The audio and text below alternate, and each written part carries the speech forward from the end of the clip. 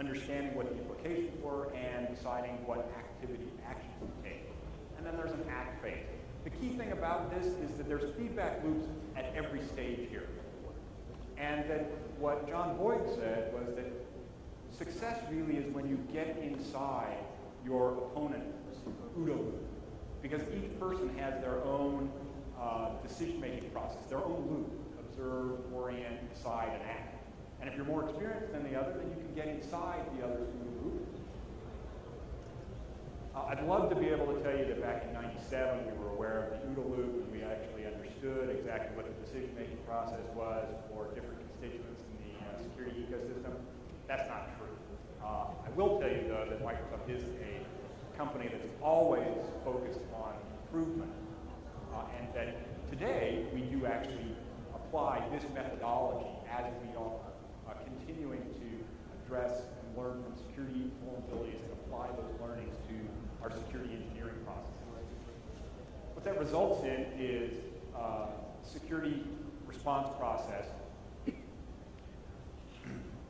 that is fairly mature, rigorous, and repeatable, predictable, and scalable. We really have two different kinds of response process. We have a normal monthly response process that ends up in a security bulletin on the second Tuesday of the month. And then we have the emergency response process, which deals with emergencies when they are discovered either on full disclosure or when we find out that someone's actually being attacked. They're quite similar. I'm going to talk a little bit about the specifics of each at a high level. I'm not going to spend a whole lot of time on this. I think there's plenty of presentations that you could see that talk about these in more detail. So the response lifecycle, the monthly response lifecycle. This all starts with a mail to securemicrosoft.com. At that point, the teams immediately, there is, securemicrosoft.com is monitored 7 days a week, 365 days a year. And from that initial entry, we then triage that. You have to kind of separate the hundreds. We get hundreds of thousands of mails a year there. You have to separate the mails for Viagra and Rolex from the ones that actually say, hey, here's a scripting in live, or here's a compromise on something else. We triage the issue. Product teams are immediately engaged on investigation and on creating a fix. Similarly, the security engineers in the MSRC are also involved in figuring out exactly what the scope of this is and how large the problem is, and making sure that we actually have all the fixes instead of just a partial fix. The MSRC operations PMs are in frequent communication with the security researcher that found the issue because there's an agreement. The fundamental tenet of responsible disclosure is that researchers will report responsibly if they feel like the vendor is actually going to fix the problem. And so communicating with the researcher is key to helping them understand that we do take these issues seriously and that we are working on them and that we will fix them. Test is the next phase in this, and this is actually a fairly lengthy phase. One of the things that we do is we want to make sure that, as I said earlier, there's 500 million users every on the second Tuesday that go and download an update, and even a 1% failure rate there is a pretty significant number. We need to make sure that we do that we hit those, that we ensure that the quality of the update is high, that application compatibility issues are few and far between, and that we fix all the problems, not just the most obvious ones. Plus, we need to release all languages at the same time. This is 32 plus language versions for Windows that all go out at the same time on Tuesday. We also create content for the bulletin, as well as we update our development tools and our processes. We make sure that each one of these can be installed remotely, and then we release. And after we release, we also start the analysis of how did we actually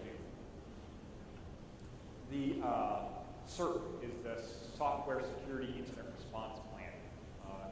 It's both a noun, it's a verb. You know, we'll say we're SIRPing, or there's a SIRP event happening. See very similar kinds of activities that happen here. This doesn't normally start with a mail to secure@microsoft.com. More often, this starts with a call from someone or a posting of full disclosure. First thing we do is we monitor the situation. We start to determine exactly how significant is this and what are the next steps that we need to go and do the monitoring. Then the technical investigation, the technical fix. We'll also intervene if necessary. So if there's malware that's actually hosted on a website, we might be in communication with law enforcement in certain jurisdictions, or we might be in communication with government organizations to see how they might help with either takedown notices or blocking access to that. That's key also here is guidance to Microsoft Field, because it's critical for us to make sure that there is accurate and complete and timely information available. The thing that I found is the killer is if you don't actually provide information, people will make things up. They'll observe and they will draw their own conclusions, and it may not actually be an accurate conclusion. We create guidance and tell people how to protect themselves, and then we'll also release.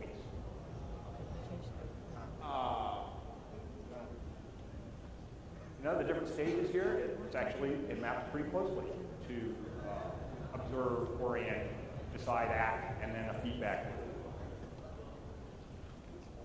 So, switching gears again, that's an overview of where we are with the Security Response Center.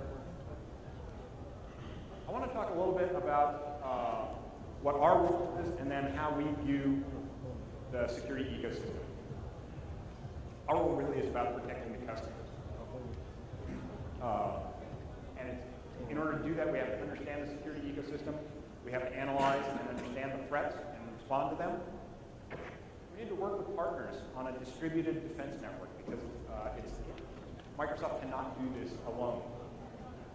Root cause analysis, and when possible, we attempt to influence negative trends and also counter some of the asymmetry between attacker and defender. Attackers only need to find one vulnerability, defenders need to fix them all. When I think about the ecosystem, I kind of separate this into three main elements. There are the actors that participate in the ecosystem. There's the economics of that ecosystem. And then there's the technologies that are in play here. It's important for us to understand all of these. It's important for us to engage all segments. You know, when I think about segments, I think about academia, I think about OEMs, I think about ISVs, I think about the security research community, I think about experts, I think about government organizations. All of those it's important for Microsoft and the Security Response Center to be engaging all those different segments of the ecosystem. And it's important for us to understand what's important to them and how they make decisions. Technology, it's critical for us to actually understand attack trends and technology innovation. It's also critical for us to attack the problem in a different way. There's this phrase called whack-a-mole. And that is, a mole is a small animal that digs underground and pops up. And when it pops up, then you whack it. And, well, that's not a very successful mechanism, because you typically don't get the mole. And it's not a great way of fixing bugs either. So, as an example, we play whack-a-mole with buffer overflows. There's got to be a better way to do that.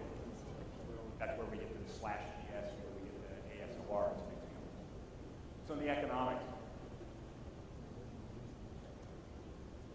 it's key for us to actually increase the cost of doing illegal activities. And I think it's also important for Microsoft to help create new opportunities for legitimate security researchers or security companies. Because in the absence of opportunities for legitimate activities, the incentive to go for illegal activities increases. So by the time as I think about that continuum of a vulnerability, think about the person that finds it. There's also now someone that is focused on. I think about the life cycle of a vulnerability, and thinking about it a little harder and with a little bit more experience, I realized that there is actually now specialization that is happening. And so you get people who are specialized at finding bugs. You get specialists that are, that their specialty is really about exploit code. Or you get specialists whose preferred job is creating payloads, or specialists in the botnet creation. The interesting thing is that this really does parallel some of the trends that you see in business and in standard economics, where in an early stage of a technology or development, you see companies that do all of these things. And as the technology matures, you start to see specialization. So that you can see this in the computer industry, where now you have people that specialize in creating hard disks, or people that specialize in creating processors, memory. It used to be that, and it's not, so manufacturers simply go out and they purchase from suppliers who are expert at what they do. You see a similar kind of trend happening here, where guys that create botnets, they don't actually go and write all this stuff. They just go buy it off the shelf. It's an interesting way to think about the vulnerability life cycle, but it's not strictly linear. This diagram shows a little bit more of the complexity behind some of the interactions and the communication that I think happens in the security ecosystem. So as an example, you take a look over here at the botnet herder. You see that the botnet herder really doesn't communicate with the software vendor. Imagine that. But they clearly do talk to a payload coder who talks to an exploit writer. They probably also talk to a malware guy. There is a lot of communication that is happening at multiple places throughout the ecosystem. A lot of this happens at what I would call watering holes, whether these are online watering holes or conferences like this. Let's talk a little bit about security researchers, finders. It's a diverse community working across technologies. As I said, some are experts in web or AJAX or kernel or user land issues. Some are applications level specialists. Happens across geographies and across time zones. It is pretty interesting. I like actually the fact that my office is in Redmond because it's pretty easy for me to talk to people in Asia. It's pretty easy for me to talk to people in Europe, as long as I don't mind doing that either at 10 Redmond time or at 7 a.m.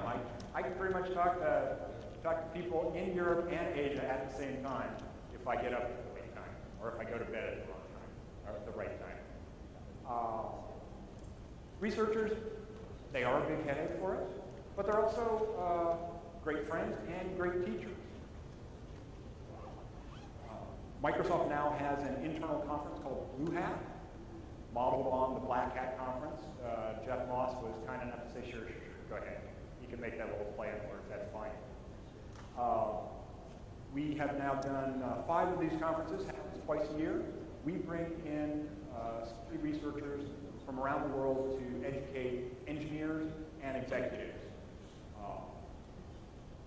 It is a fantastic opportunity where firsthand engineers and executives get to hear from people that write Metasploit, or people that write Minidiv, or people that are finding advanced exploitation techniques for vulnerabilities, and hear from them exactly how well we're doing and where there are areas for improvement. In some ways, from my perspective, it's that community of people that is the competition for security engineers at Microsoft.